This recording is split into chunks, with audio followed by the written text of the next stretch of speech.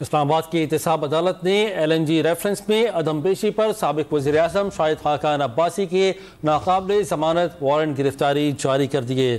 اسلام آباد کی احتساب عدالت نے یہ وارنٹ گرفتاری جاری کیے ہیں۔ مزید جانیں گے ڈان نیوز کے نمائندے مہتاب برنی سے۔ مہتاب بتائیے گا کیا سماعت میں کارروائی ہوئی مزید؟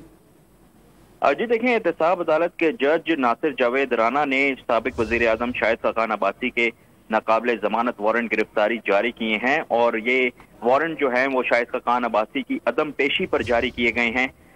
سماعت آج ہوئی تھی، اور سماعت کے دوران جو درخواستیں ہیں شاہد خاقان عباسی سمیت دیگر ملزمان کی، ان پر دلائل ہونے تھے، لیکن سابق وزیر اعظم شاہد خاقان عباسی پیش ہی نہیں ہوئے، اور ان کی جانب سے حاضری سے استثناء کی درخواست بھی عدالت میں دائر نہیں کی گئی، جس پر عدالت کی جانب سے آج ان کے ناقابل ضمانت وارنٹ گرفتاری جو ہیں وہ جاری کیے گئے ہیں۔ اس کے علاوہ شریک ملزمہ عظمیٰ عادل کے بھی ناقابل ضمانت وارنٹ گرفتاری جاری کیے گئے ہیں۔ ان دونوں ملزمان نے آج نہ تو وہ پیش ہوئے تھے، نہ ہی انہوں نے حاضری سے استثناء کی درخواستیں دائر کی تھیں۔ جی ٹھیک، بہت شکریہ آپ کا عمر مہتاب برنی تفصیل سے آگاہ کرنے کے لیے۔